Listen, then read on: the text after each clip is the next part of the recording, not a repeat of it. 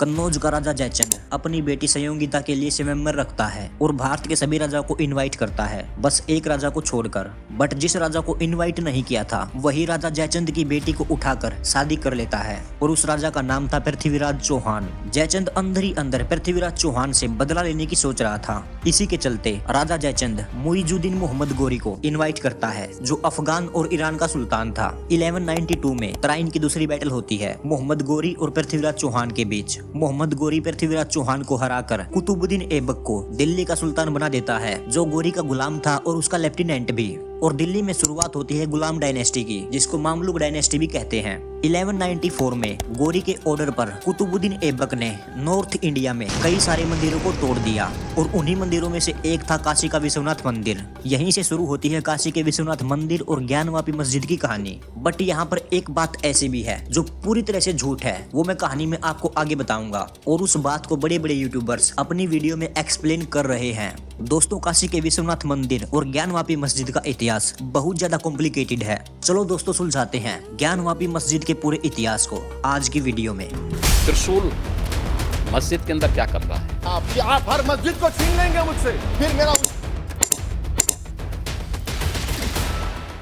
काशी विश्वनाथ मंदिर 12 ज्योतिर्लिंगों में से एक है। ये है वो 12 ज्योतिर्लिंग, मैप पर देख सकते हैं। ज्योतिर्लिंग वो जगह होती है जहां लॉर्ड शिवा खुद प्रकट हुए ज्योति के रूप में। ज्योतिर्लिंग संस्कृत लैंग्वेज का वर्ड है जिसका मतलब है प्रकाश का प्रतीक। सबसे पहले मंदिर किसने बनवाया और कब बनवाया एग्जैक्ट किसी को नहीं पता, बट काशी शहर बहुत पुराना है। इतना पुराना है कि जब काशी शहर अस्तित्व में आया था उस टाइम तक दुनिया के कुछ धर्मों का नामो निशान तक नहीं था। कहते हैं कि काशी 5000 साल से भी ज्यादा पुरानी है। 2000 से ज्यादा मंदिर एग्जिस्ट करते हैं काशी में। कहते हैं कि राजा विक्रमादित्य ने काशी में विश्वनाथ मंदिर बनवाया था 2050 साल पहले। कुछ कहते हैं कि टेम्पल को रीबिल्ड किया था। बट अब सीधा चलते हैं जयचंद पर। मैंने शुरू में एक कहानी बताई थी कैसे पृथ्वीराज चौहान ने कन्नौज के राजा जयचंद की बेटी संयोगिता को उठाकर शादी कर ली थी और बदला लेने के लिए जयचंद ने गोरी को बुलाया था।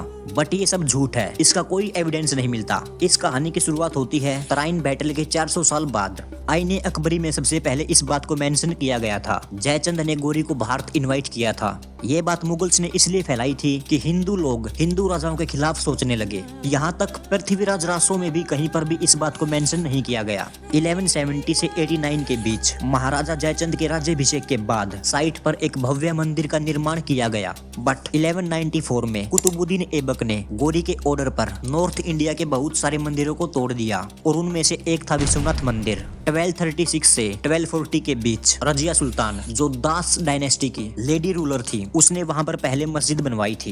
13वीं शताब्दी में गुजरात के व्यापारी ने यहाँ की जमीन खरीदी और वापस मंदिर को बना दिया। एक बार फिर मंदिर को तोड़ा गया। 1436 से 1458 के बीच जौनपुर के सरकी सुल्तान ने, आसपास के लोगों ने फिर मंदिर को बनवा दिया। बट 1490 में सिकंदर लोधी ने वापस टेम्पल को डिस्ट्रॉय कर दिया। आफ्टर दैट 1585 में बनारस के रघुनाथ पंडित, जिसको टोडरमल कहते हैं, अकबर के टाइम में उसने वहां पर मंदिर बनवाया। बट 1669 में मुगल एम्पायर का सबसे पावरफुल सुल्तान औरंगजेब ने मंदिर को तोड़वा दिया और वहां पर मस्जिद बनवा दी। 1707 में औरंगजेब की मौत हो जाती है और आने वाले राजा इतने पावरफुल नहीं थे। बनारस में नवाबों का शासन चलने लगा था। बट बक्सर की लड़ाई के बाद अंग्रेजों ने बनारस पर कब्जा कर लिया। इसके बाद 1735 में इंदौर की महारानी अहिल्याबाई ने मंदिर को वापस बनवा दिया, जो आज विश्वनाथ मंदिर के नाम से जाना जाता है। 1809 में पहला दंगा हुआ। हिंदू समुदाय के लोग मस्जिद के पास एक मंदिर बनाना चाहते थे। मुस्लिम लोगों ने कुएं के पवित्र जल को गंदा करने के लिए गाय को काट डाला और वो वही कुआं था जिसको मुस्लिम लोग फाउंटेन बोलते हैं। हिंदू लोगों की भीड़ ने ज्ञानवापी मस्जिद में आग लगा दी। 1854 में पहली याचिका दायर की गई। हिंदू लोगों ने मस्जिद के आंगन में एक मूर्ति स्थापित करना चाहते थे, बट पिटीशन को रिजेक्ट कर दिया ब्रिटिश गवर्नमेंट ने और यहाँ पर केस क्लोज कर दिया गया। 1936 में दीन मोहम्मद नाम के आदमी ने वाराणसी कोर्ट में याचिका दायर की और बोला कि ज्ञानवापी की जमीन मुसलमानों को दी जाए। वाराणसी कोर्ट ने पिटीशन को रिजेक्ट कर दिया।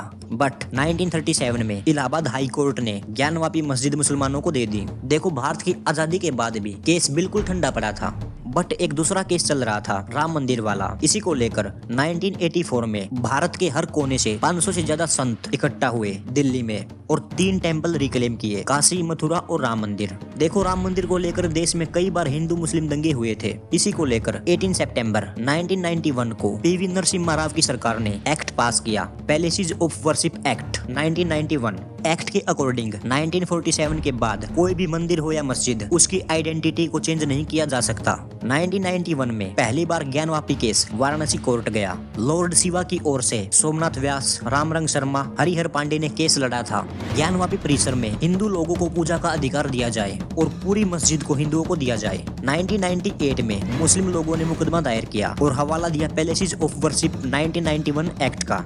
केस में सबसे बड़ा टर्निंग पॉइंट आता है अगस्त 2021 में। 5 महिलाओं ने वाराणसी कोर्ट में एक पिटीशन फाइल की और बोला कि हमको मस्जिद के अंदर पूजा करने का अधिकार दिया जाए। एक महिला थी वीएचपी की मेंबर और एक थी आरएसएस की। करीब 9 महीने बाद वाराणसी कोर्ट ने केस को कंसीडर किया और अजय कुमार मिश्रा नाम के एडवोकेट कमिश्नर को बोला कि पता करो क्या मस्जिद के नीचे सच में कोई हिंदू टेम्पल मौजूद है। अजय कुमार मिश्रा और टीम को मस्जिद की वीडियोग्राफी करने का ऑर्डर दिया। 23 मई 2022 को वीडियोग्राफी सर्वे पेश किया गया। सर्वे में पता चला कि मस्जिद के नीचे सच में हिंदू मंदिर था। मस्जिद के वजू खाने में शिवलिंग होने तक का सबूत मिला। वजू खाना उसको बोलते हैं नमाज पढ़ने से पहले जहां लोग हाथ पैर धोते हैं। मुस्लिम पक्ष के लोगों का दावा था कि वो कोई शिवलिंग नहीं था, एक फाउंटेन है। यहीं पर डिबेट छिड़ गई और कोर्ट ने ऑर्डर दिया कि वजू खाना में हाथ पैर धोना बंद कर दिया जाए। कोर्ट ने ऑर्डर दिया कि 92 डेज का सर्वे किया जाए जिसको कंडक्ट करेगा एएसआई। लास्ट मंथ 18 दिसंबर 2023 को एएसआई ने अपनी रिपोर्ट कोर्ट में सबमिट की। 25 जनवरी 2024 को रिपोर्ट की कॉपी दोनों पक्षों को सबमिट की। मुस्लिम बेंच ने तो रिपोर्ट के पब्लिक करने पर भी ऑब्जेक्शन किया। बट ऐसा क्या था इस रिपोर्ट में? पहला प्रूफ, एएसआई सर्वे में टोटल 55 पत्थर की मूर्तियां मिली जिनमें से 15 तो शिवलिंग ही थे। दूसरा प्रूफ, कुछ पिलर्स पर त्रिशूल के साइन मिले और कुछ स्टोन्स पर राम का नाम लिखा हुआ आप क्लियर देख सकते हैं। वाराणसी कोर्ट ने 31 जनवरी को एक फैसला सुनाया। मस्जिद के तहखाने में हिंदू लोग पूजा कर सकते हैं जिसको व्यास का तखाना बोलते हैं। इवन 1992 तक यहाँ पूजा होती थी। एक बार फिर हिंदू पक्ष के लोगों ने वजू खाना के सर्वे की मांग उठाई। देखते हैं आगे क्या होता है। दोस्तों, आपकी क्या राय है इस मुद्दे पर? कमेंट्स कर देना। मिलते हैं अगली वीडियो में और चैनल को सब्सक्राइब करके बेल आइकन को भी प्रेस कर लेना।